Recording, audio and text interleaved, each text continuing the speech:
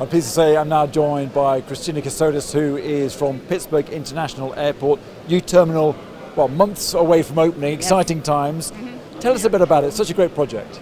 We are completely replacing our existing landside terminal, which today is separated from the airside terminal by half a mile, 8 miles of bag belts, and a train that carries passengers back and forth. We don't need that anymore. So we have removed interior gates from 2 of our concourses, and we are building a brand new landside terminal that will slot right in and make it a lot more convenient for passengers and staff. So there's 2 things there, aren't there? There's the efficiency of the airport plus also the experience for passengers. How do you balance those 2 roles? Well, we start with what works for people, and then we start optimizing for efficiency. I think when you work backwards, that gets us all into trouble. So it's a little bit the way we approach innovation and technology. My first question is who benefits and why are we doing it? So it is very important that the passenger feel like no matter what, we got you. We are one of the few airports, I think, that has incorporated universal access and universal design into the entire new campus, because we're also renovating the airside terminal. So it's that the balance to me is you start with people and then you optimize for efficiency. So what does that mean then in a few months' time if I'm coming through the airport? What will my experience as a passenger be? It will be completely different than it is today. So today, again, you would come into the terminal. There are 4 levels of our existing terminal. You would have to find your way through security and onto a train. Then you would come up some stairs and you'd find your departure gate on one of our 4 concourses, because we're an ex-airside facility. In the future, you will come into the airport, get dropped off. The wayfinding is very intuitive. There's only one way to go.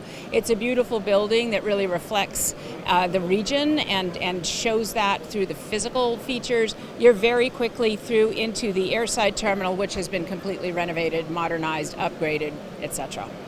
And what's been driving this? Because obviously when the airport was built many years ago, Yes. the people having a similar conversation were saying, hey, it's modern, it's going to change things.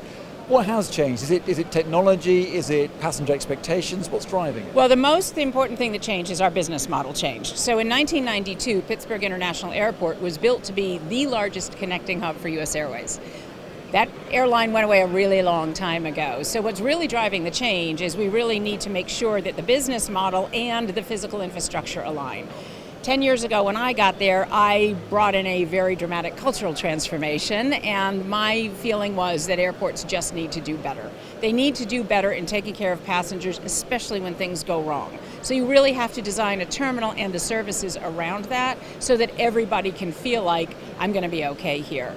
That's really been what's driving us. And is that going to be the sort of central kernel, if you like, of your presentation here at the conference, that things need to change? Yes, things need to change, and we have been changing. We're here to share our experiences, to learn from others. We love Passenger Terminal Expo. I have to say that we started our whole journey in the master planning process when I got here by coming to Passenger Terminal Expo. So it feels like a really nice closed loop, that we're back here now talking about this right before we open. And of course, we'll want to be back here next year talking about what we've done and why and how. Just a job. Thank you so much. Thank you.